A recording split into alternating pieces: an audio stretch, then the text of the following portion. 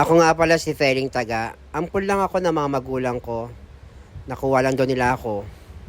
Doon sa bahay ampunan. Nagpalaki sa aking babae, si mama. Ang sabi sa akin, dapat maging palaban ako at maging matapang sa buhay. Dahil matanda na nga sila. Any moment, pwede nila akong iba mag-isa. Kaya ganito ako, palaban ako. Hate na hate ko yung mga taong pinagchismisan ng buhay na may buhay. Ayoko kasi ng ganun eh. Ewan ko ba, ba't ayaw ko sa mga chismosa, nanggigigil ako sa mga hilat silang kanilang mga dila.